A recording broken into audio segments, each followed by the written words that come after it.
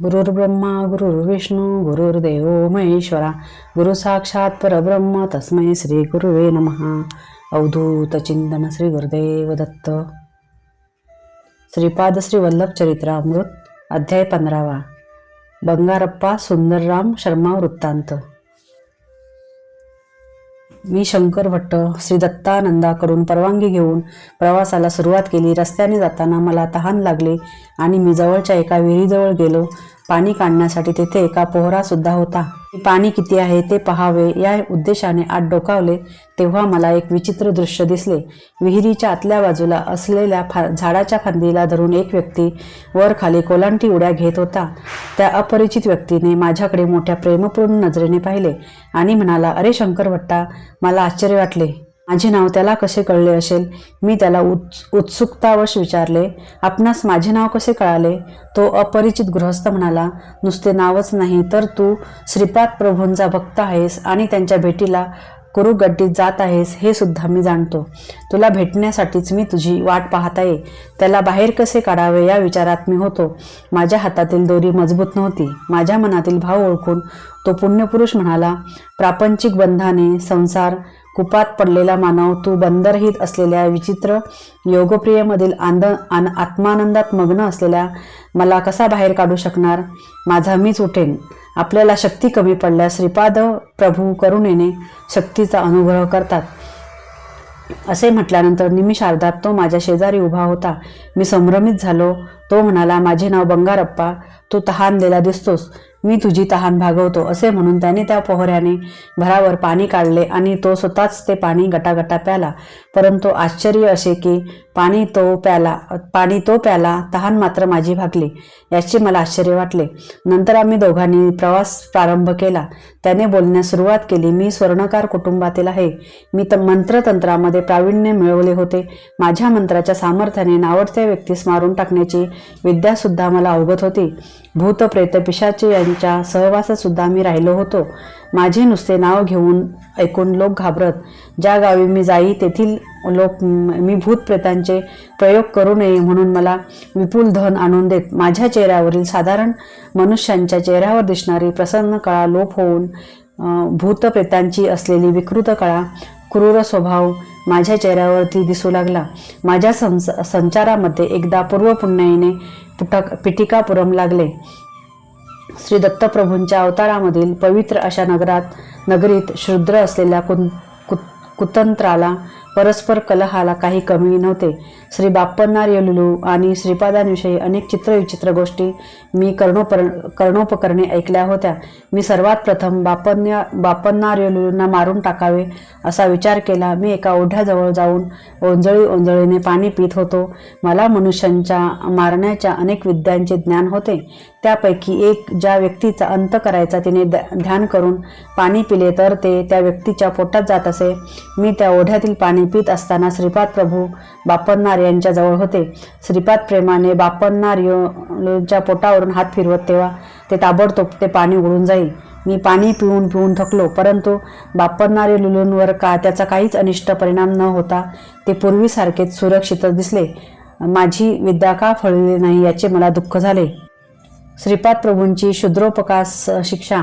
मला एक सर्पमंत्र येत होता. त्या मंत्राच्या योगाने इच्छित व्यक्तीच्या घरी जाऊन दंश करीत असे. मी बाप्पनार्य लुलूंचे ध्यान करून तो मंत्र उच्चारण केला. अनेक सर्प बाप्पनार्य लुलूंच्या घरी गेले आणि घरी असलेल्या त्या एका वेलावर पडवळाप्रमाणे लोंबकळू लागले. परंतु ते बाप्पनार्य लुलू यांना काहीच करू शकले नाहीत. 2 मुहूर्तांचा काळ झाल्यावर ते जेथून आले होते तेथून निघून गेले. माझा दुसरा प्रयत्न सुद्धा फसला होता. माझ्या अंकित असलेले भूत प्रेत बाप्पनार लुलूंच्या घराजवळ सुद्धा फिरकू शकत नाहीत. हा सर्व श्रीपाद प्रभूंच्या लीलांचा चमत्कार असल्याचे मला कळून चुकले. एवढे झाले तरी माझी राक्षसी वृत्ती कमी झाली नाही.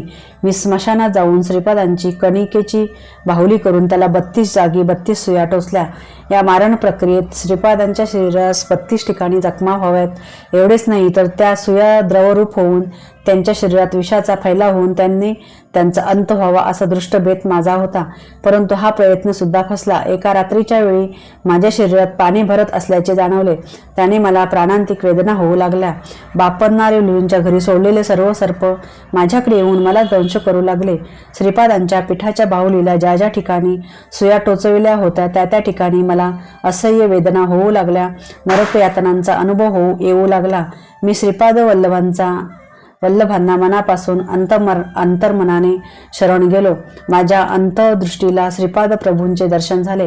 ते म्हणाले, बंगारप्पा, तू केलेल्या महापापाला अनेक वर्ष इहलोकात दुःख भोगल्यानंतर नरकात सुद्धा दुःखाचा अनुभव घ्यावा लागला असता.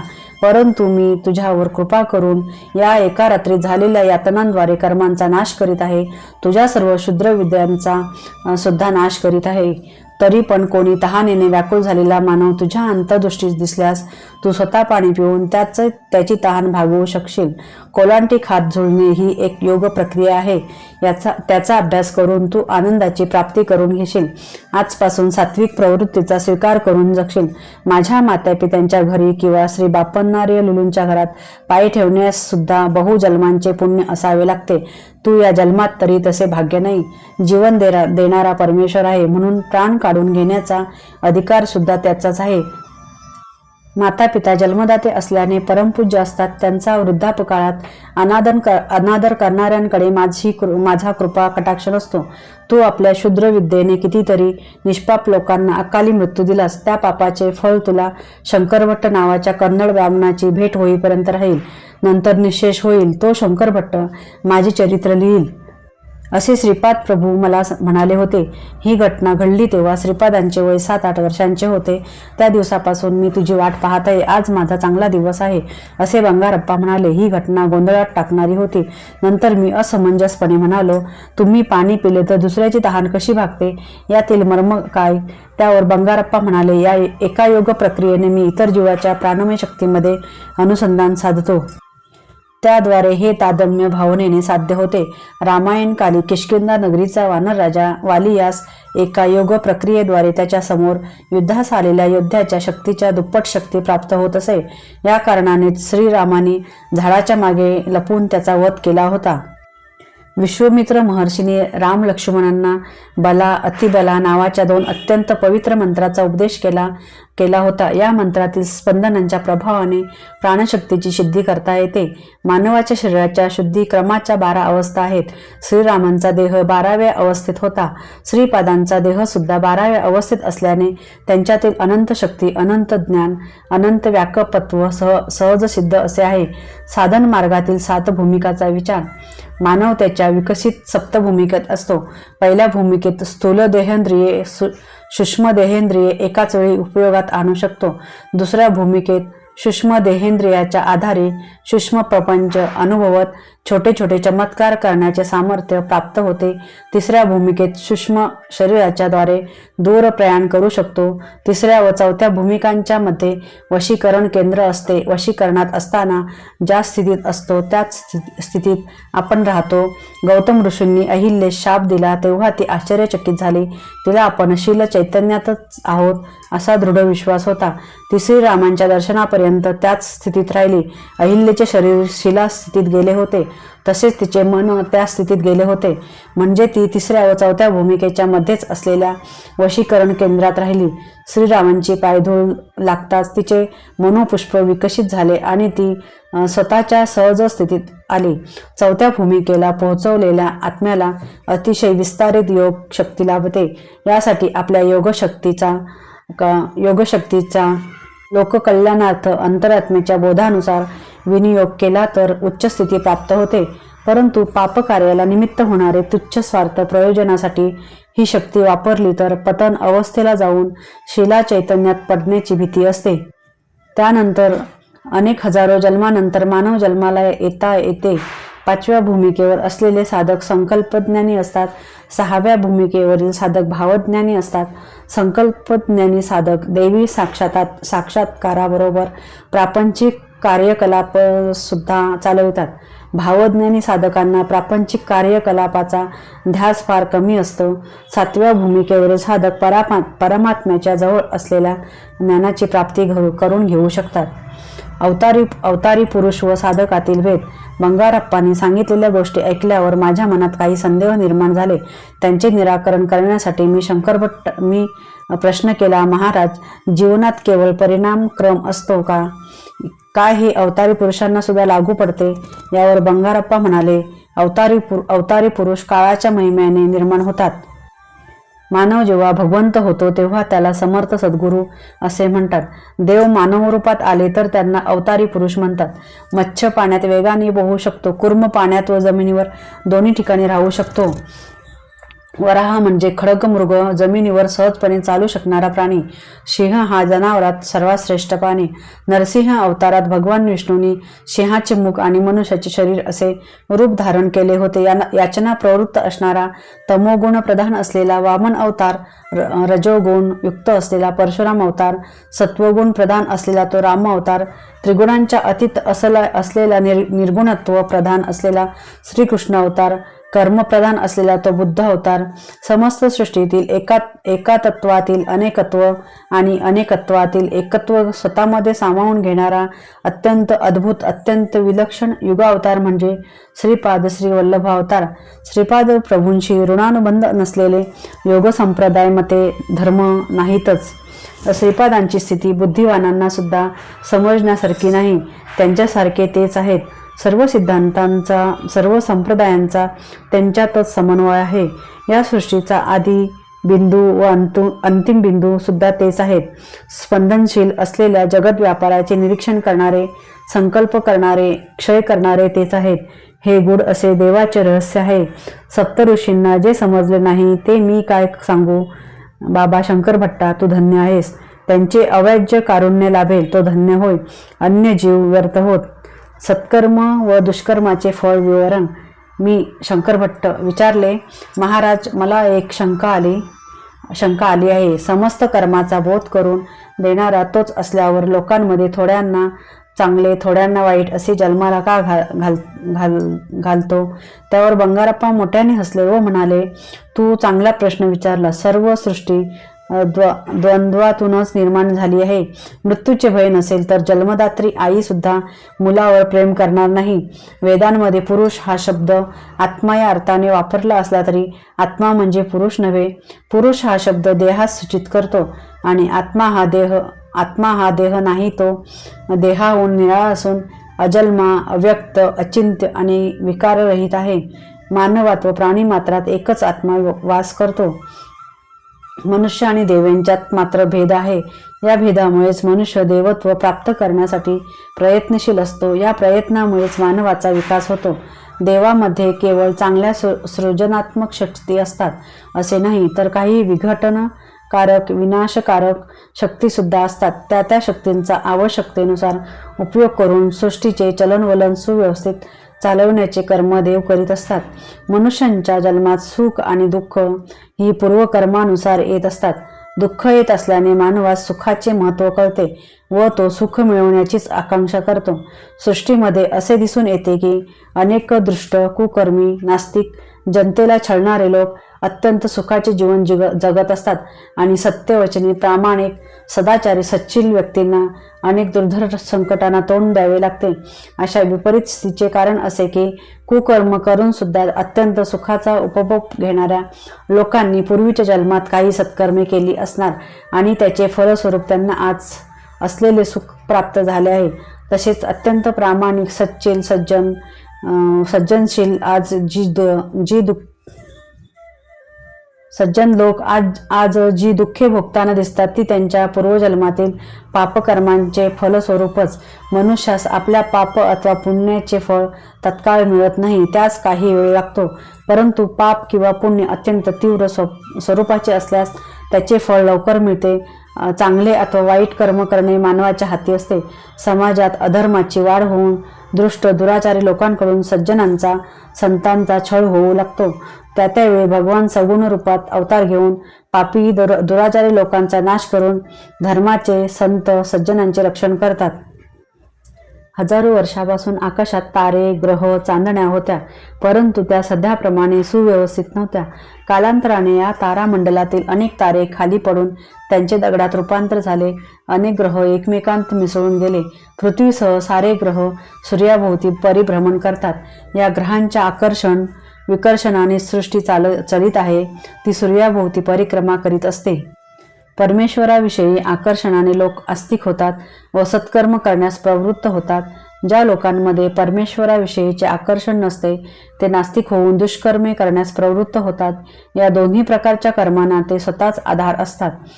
वेलूप्रभू महाराजांचा गर्वभंग. पिटिकापुरम या नगरीत वेलूप्रभू नावाचे एक महाराज राज्य करीत होते. ते वेश बदलून नगरात फिरून प्रजेची स्थिती अवलोकन करीत. एकदा त्यांना श्रीपाद श्री वल्लभांना भेटण्याची इच्छा झाली. त्यांनी आपल्या सेवकास अप्पलराज यांच्या घरी पाठवून आदेश दिला की श्रीपाद श्री वल्लभ स्वामींना तात्काळ घेऊन यावे. घरात स्वामींचे आजोबा बापन्नार्य लुलू होते. सेवकांनी त्यांना राजाज्ञा सांगितली. आजोबांनी स्वामींना सांगितले, पिटिकापुरमच्या महाराजाने तुला भेटीस बोलावले आहे. श्रीपाद म्हणाले, तात राजाच्या मनात भक्तिभाव नाही. तो अहंकारपूर्ण वृत्तीने मला येण्याची आज्ञा करतो आहे. त्याला वाटते आपण महाराज आहोत, आपली सत्ता सर्वांवर चालते, आपण म्हणू तसे झाले पाहिजे. परंतु माझे दर्शन एवढे सोपे नाही हे तो जाणत नाही. मी महाराजांच्या भेटीसाठी जाणार नाही. स्वामी राजाच्या सेवकाला म्हणाले, तुमचे महाराज केवळ या पिटिकापुरमचे राजा आहेत, परंतु मी तर समस्त विश्वाचा चक्रवर्ती सम्राट आहे. तुमच्या महाराजांना सांगा की माझ्या दर्शनाची इच्छा असल्यास स्वतः आपण आमचे घरी यावे. येताना गुरुदक्षिणा व चक्रवर्ती सम्राटास शोभेल असा नजराणा घेऊन यावे. हे स्वामींचे वक्तव्य ऐकून अप्पलराज व त्याचे पिता बापन्नार्य लुलू यांनी आपसात विचारविनिमय करून सेवकांना निरोप देऊन पाठवून दिले. सेवकांनी स्वामीचा निरोप राजास कळविला. तो ऐकून महाराज अत्यंत संतप्त होऊन म्हणाले, मी या नगरीचा राजा आहे. माझ्या आज्ञेचे श्रीपाद श्री वल्लभ कसे उल्लंघन करू शकतात ते मी पाहतो. एवढे वाक्य बोलताच भोवळ येऊन ते सिंहासनावरून खाली पडले. सारे सेवक सिंहासनाजवळ धावले. त्यांनी राजास पाणी पाजून सावध करण्याचा प्रयत्न केला, परंतु त्यांची सर्व शक्ती गेल्याप्रमाणे होऊन भयंकर अशा नरक यातना होऊ लागल्या. तत्काळ राजपुरोहित श्री कोटसुंदर शर्मा यांना बोलावणे पाठवले. त्यांनी महाराजांची परिस्थिती पाहून स्वतः श्री दत्तात्रेयांची श्रद्धाभावाने पूजा करून तीर्थप्रसाद महाराजांना आणून दिला व विभूती कपाळी लावली. राजपुरोहित म्हणाले, पाहिलत ना माझ्या अर्चनेचा परिणाम. आपण श्रीपाद श्री वल्लभांच्या दर्शनाची इच्छा केली ती व्यर्थ आहे, कारण ते स्वतःच श्री दत्तप्रभूचे अवतार आहेत. त्यांच्या पूजेने लहान सहान सिद्धी प्राप्त होतात. बापन्नाचार्य लुलूंना सुद्धा त्यांच्यामुळेच मंत्रसिद्धी प्राप्त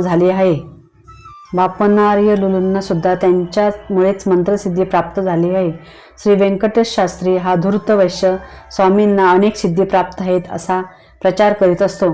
महाराज आपण बलवान असला तरी श्री स्वामींना बांधून आणणे योग्य नाही व ते आपल्या फायद्याचे नाही. महाराज राजपुरोहितातील म्हणाले, श्रीपाद श्री वल्लभांनी काही दृष्ट शक्तीचा उपयोग करून आम्हास त्रस्त केले आहे. यावर आपण काही उपाय सुचवावा. राजपुरोहित म्हणाले, महाराज आपण विद्वान ब्राह्मणांकडून श्री दत्तपुराणाचे पारायण करून घ्यावे. स्वयंभू श्री दत्तात्रयांची पूजा करून समाराधना करावी आणि ब्राह्मणांना भूदान, सुवर्णदान, अन्नदान करावे. असे केले असता श्री दत्तप्रभू प्रसन्न होऊन आपली व्याधी पूर्ण बरी करतील. राजाने पुरोहिताच्या सांगण्याप्रमाणे विद्वान ब्राह्मणांकरवी श्री दत्तपुराणाचे पारायण प्रारंभ केले. परंतु आश्चर्य असे घडले की पारायण सुरू केल्यापासून गावातील चोरांचा सुळसुळाट अधिकच वाढला. त्यांच्यावर आळा घालणे राजास कठीण झाले. महाराजांना त्या रात्रीत स्वप्नात आपले पितर दिसले. ते अगदी क्षीण, अशक्त आणि दीनवाणी दिसत होते. ते म्हणाले, अरे वेलू, तू आम्हास श्राद्ध भोजन देत नाहीस, आमची या प्रेत योनीतून सुटका करण्यास काही करीत नाहीस. महाराजा म्हणाले, तात मी शास्त्रानुसार श्राद्ध कर्म करतो ना. पितर म्हणाले, परंतु ते आम्हाला काही मिळत नाही. ब्राह्मण मात्र खाऊन पुष्ट होत आहेत. राजाने व ब्राह्मणांनी दोघांनी श्रद्धायुक्त अंतकरणाने मंत्रोच्चारासह श्राद्धकर्म केल्यास आम्हास त्यांची प्राप्ती होईल. पितरांच्या वक्तव्याने राजास रात्री निद्रा सुद्धा आली नाही. त्याच वेळी त्याची उपवर सुंदर अशी कन्या भूतबाधेने पीडित होऊन केस मोकळे सोडून विकटहास्य करीत घरातील सर्व वस्तू रागाने घराबाहेर फेकू लागली. ती जेवणास बसली की अन्नात किडे दिसत व ते अन्न ती फेकून देई. तिच्या अंगावरील कपड्यांना एकदम आग लागे अशा प्रकारे महाराजांना सर्व बाजूने संकटाने घेरले. त्यांची स्थिती अत्यंत दयनीय झाली. राजास सहाय्य करणाऱ्या राजपुरोहिताची स्थिती सुद्धा अत्यंत शोचनीय झाली होती. त्याची सौम्य सोज्वळ स्वभावाची पत्नी एकाएकी अत्यंत क्रोधित स्वभावाची होऊन पतीच्या शिरावरच भांडे आपटू लागली. त्याच्या मुलांनी प्रत्यक्ष राजपुरोहितालाच दोरखंडाने घरातील एका खांबास बांधून ठेवले. त्याला जेव्हा भूक लागली तेव्हा त्याच्या समोर एक गवताचा भारा ठेवून तो न खाल्ल्यास पोळविण्यास सुरुवात केली. पारायणासाठी निवडलेले ब्राह्मण पारायण संपवून जेवण करून घरी येताच त्यांना घरी धुमाकूळ घालणारी भूते प्रेती दिसत होती. ती पाहून बिचारे ब्राह्मण अगदी घाबरून जात. ती भूते ब्राह्मणांना म्हणत, तुमच्या महाराजांनी असंख्य पापे केली. आम्हास आमच्या पतीपासून दूर करून अतोनात छळ केला.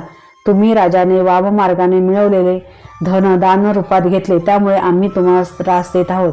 ही सर्व परिस्थिती पाहून ब्राह्मण, राजपुरोहित आणि स्वतः महाराज अगदी घाबरून गेले. त्यांना यातून कशी सुटका करून घ्यावी हे कळेना. अत्यंत भयभीत होऊन महाराज राजपुरोहितांना म्हणाले, दत्तपुराणाच्या पारायणामुळे सर्व दुःखे नाहीशी होऊन सुखप्राप्ती होईल असे वाटले होते, परंतु सारे काही विपरीतच घडले.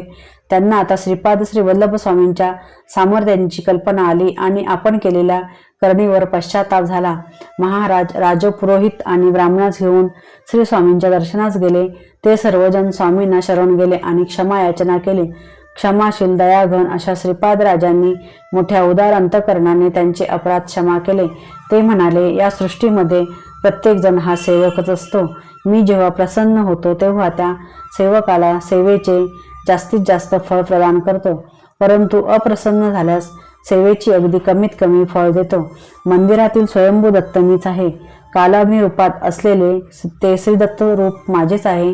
मी जीवांच्या उद्धारासाठी या श्रीपाद श्री वल्लभ रूपात अवतरलो आहे. श्रद्धायुक्त अंतकरणाने माझी भक्ती केल्यास मी प्रसन्न होतो. माझे आई वडील सौ सुमती आणि श्री आपळराज हे प्रत्यक्ष श्री लक्ष्मी आणि भगवान विष्णूच आहेत. माझे आजोबा एका जन्मामध्ये लाभाद महर्षी होते. माझा जन्म गणेश चतुर्थी झाला. मी पुढील नरसिंह सरस्वतीच्या अवतारात माझे आजोबा श्री बापन्नार्य लुलूंसारखा दिसेन. मी त्या अवतारात जेव्हा गंधर्वपूर या क्षेत्री निवास करीन त्यावेळी भूत प्रेतांची त्यांच्या योनीतून सुटका करीन. विपुल धन दौलत शक्ती सामर्थ्य असले तरी त्याचा गर्व करू नये. संपत्ती ही सत्यमार्गाने मिळवलेली असावी, वाममार्गाने मिळवलेली नसावी. वाममार्गाने मिळवलेली संपत्ती दुःख, क्लेश, शांती, वैमनस्य, आपपर भावासच कारणीभूत होते. प्रत्येकाच्या पापपुण्याचा हिशोब चित्रगुप्ताकडे असतो. तुमचा पाप नष्ट होण्यासाठी मला शरण येऊन आर्तभावाने श्रीपाद श्री वल्लभा, दत्तात्रेया, दिगंबरा अशी हाक मारल्यास मी तुमच्या सर्व पापांचे दहन करून तुम्हास पुण्यात्मा करीन. हे महाराजा, तू सत्य असलेले असत्य सांगितलेस आणि सत्य असलेले सत्य प्रतिपादन केलेस, त्यामुळे तुला इतक्या संकटांना तोंड द्यावे लागले.